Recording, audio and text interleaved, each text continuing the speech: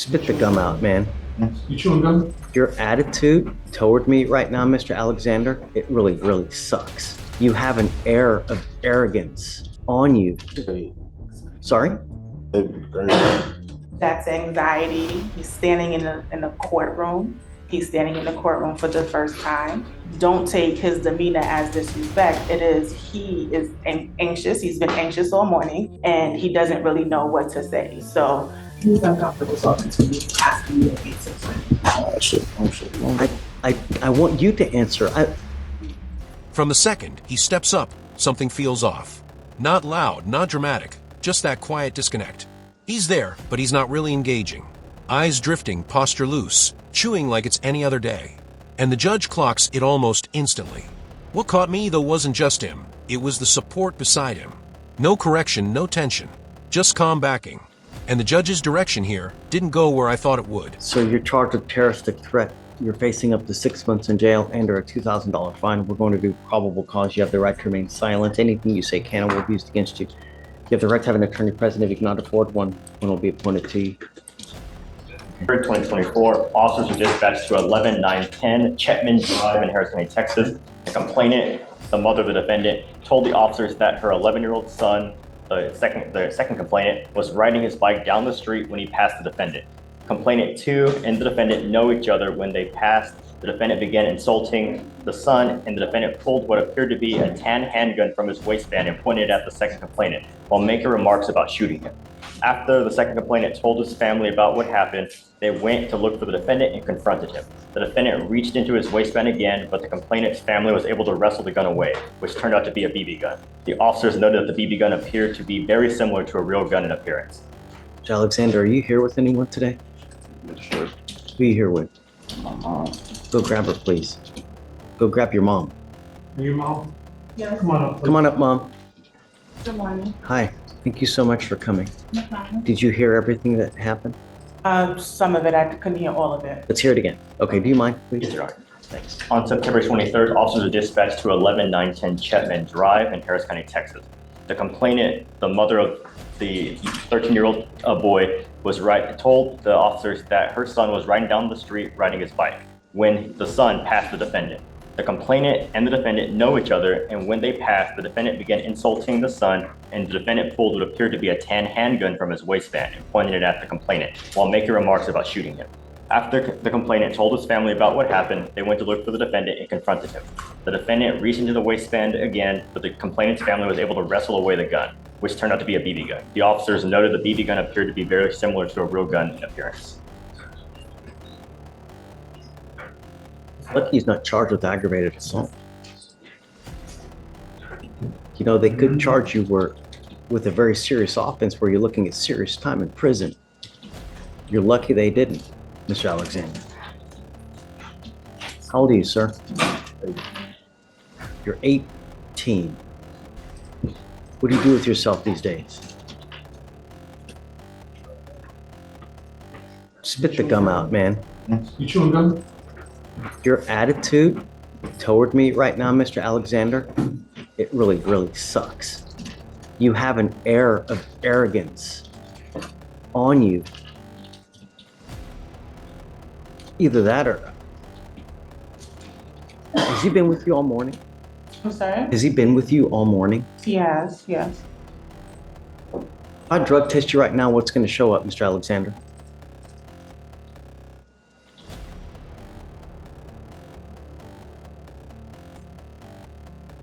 What's going to show up?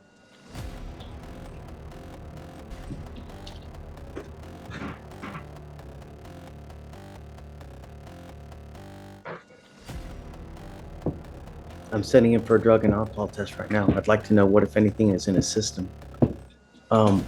We have to... I don't even know what to say, but all I know... I mean, you brought me up here, so do I have permission to speak? Absolutely. Okay, so respectfully, I would submit that these are the alleged charges. There is extenuating circumstances, and the report from the complainant is actually not accurate. That family has actually made verbal and written threats to my son, and we have proof of that. So while I understand that these sound quite egregious, it is not the whole story. Watch the mom when the pressure starts building. She doesn't flinch. No urgency, no shift in tone. She leans in, steady, like she's done this before. And he just stays the same, no adjustment, no awareness of how this is landing. That kind of stillness in a courtroom isn't confidence. It reads different, especially when the judge is giving openings to respond and getting almost nothing back. That gap right there, that's where things start slipping. I understand. And I know that there's always two sides to a story. I get it. And you will have the opportunity. But within the first 5 minutes that I've met him, his behavior towards me, his demeanor, the way he looks, just... That's anxiety. He's standing in the courtroom. He's standing in the courtroom for the first time. And he doesn't have his attorney. He doesn't have an attorney yet. And this is a process that's foreign to him. So what I would, implore from you is don't take his demeanor as disrespect. He is anxious. He's been anxious all morning. He has been with me all morning, and he doesn't really know what to say. So I understand that you're getting a first impression from him, but he is still a very young adult, and this is his first experience in a courtroom. Right. I agree with you. Mr. Alexander, what you need to understand is that you're 18. You've got this bag of money on your neck, and this life is but a very, very short. Look at me. Look at me. This life is a very short one, and it can be a very happy life, or it can be a rotten, miserable existence of a life. What you do now will dictate the next 40 to 50 years of your life. You work hard now at 18 to 20 to 30 to maybe 40, so that you're not working like a dog when you're 70 to 80, and you can actually have a life and retire. This, by picking up criminal cases at 18, you're moving backwards. How far did you even make it in high school?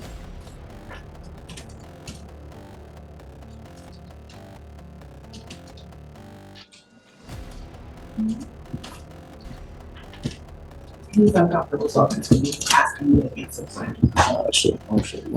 I want you to answer. I want to get to know you, Mr. Alexander. I want to know what's...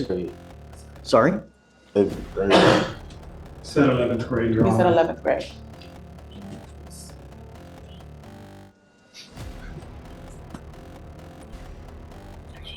You need an education, Mr. Alexander. If you're going to do anything in this life, you need an education. I got my education. I want to do everything I can to help you out. Okay? I really do. If he's smoking weed, it stops today. Okay? I'm going to drug test him right now because I want to know what, if anything, is in his system. If he tests positive, then I'm going to test him again in 40 days, give or take. The marijuana stops now. And I want him to get back in school. He either needs to be in school full-time or get a full-time job so that he's not running in the streets. Mr. Alexander, I am also making it a condition of your bond that you're not allowed to have any kind of weapons whatsoever for any reason. I can give you a lawyer to try to help you out as much as I can, and I will waive all your fees so you won't be responsible for any cost for anything. Thank you. All I want is him to be as productive and as good of a person as he can be. And starting out with criminal cases at 18 and to where he can't even talk to me, we need to change that. I just make a comment about the bond conditions. Sure, of course. I called the complainant's mother in this case a few days ago and kind of spoke to her about what happened. And I learned that there is a history between this family and the defendant. Back in the summer, this defendant stole a gun out of the complainant's house. He asked to enter the house under the guise that his mother had kicked him out, went into one of the complainant's uncle's bedrooms and stole a gun. He FaceTimed the complainant's uncle a few days later, flashing the gun, telling them that he was going to come hit up the house while flashing the gun at him. They used to walk to the same bus stop. They used to come out of the same bus stop, the complainant and this defendant. The complainant is terrified of the defendant. We've asked for no contact. We've also asked for GPS monitoring because of that. They don't attend the same school, but they were I guess they were stopping at the same bus stop. Now the complainant asks that his uncle walks into the school bus every day because he is so scared of the defendant. And as I think is mentioned in the PC statement, the complainant in this case is 13 years old. I tried to give him the benefit early on. Maybe nerves, maybe first-time shock. But then the details come in, and the room changes a bit. You can feel it.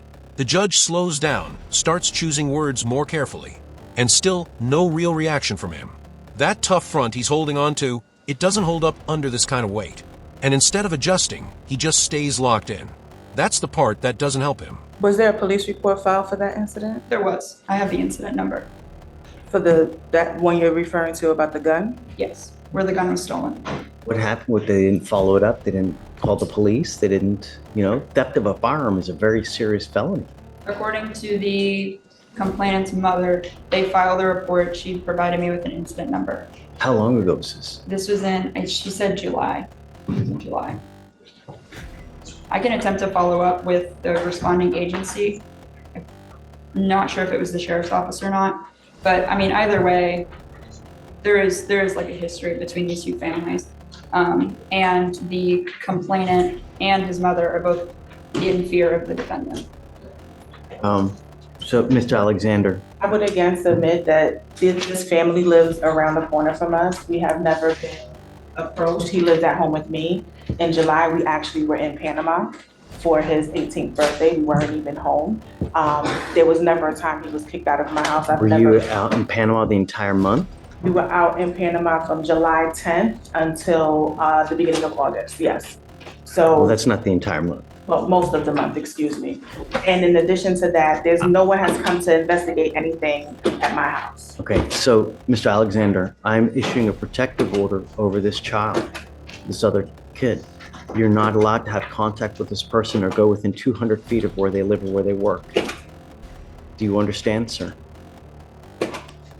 You're not allowed to be in possession of weapons. You're not allowed to have any kind of threatening or harassing behavior with this child. If they call back and they say that you have harassed them, then I will revoke the bond and I'm going to put you in jail. And I'm going to tell you now, I will not give you any more PR bonds. So all I'm asking you to do is stay away. No one is finding you guilty now. We're just asking that you guys separate and don't have any contact. That's it. I am going to put an ankle monitor so I know that you're not going anywhere near their house. But like I said, I'll cover the cost of anything so it won't cost you guys anything. You must charge this thing on a daily basis, Mr. Alexander. If you don't charge it, the battery goes dead, and then we will file a motion to revoke. Not a motion to revoke, but I'll revoke the bond. So as it stands now, what we'll do is I will send you now for a drug test. We're going to have you come back. I want to know what, if anything, is in it. And then I will provide you between now and then a lawyer, and we'll go from there. Do you have any other questions? That family is in possession of my bicycle, not his, it's mine. They actually stole that from him. I would like my bike back. There's proper channels to do it. I don't know how, but as it stands now, he can't go over there, can't have any contact with them whatsoever. And I would venture to guess that if you go over there as well, it's probably going to be even more bad blood. So No, I don't have any. perhaps you can find someone else, like another intermediary, that can go over there and try to get a bike back. But at this point, just don't have any contact with them. And when you come back, then we'll have you speak to someone. Okay? All right. I'm going to have you sign a Go ahead. Today. Correct. Yes. Mr. Alexander, I want you to either get a job or get into school full time. But when you have too much time on your hands, you become self-destructive. Your brain craves activity. It needs activity.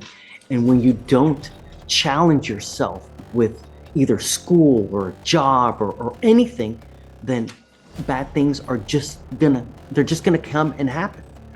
You have to occupy your life. You have to do something. Where we're headed now, you're going the opposite way of how you should be doing things. This is not a good way to start at 18. All right, please. By the end, it's not explosive, it's controlled. Almost too controlled. The judge sets boundaries, lays things out, even gives him a path forward. But there's no real moment where it feels like it lands.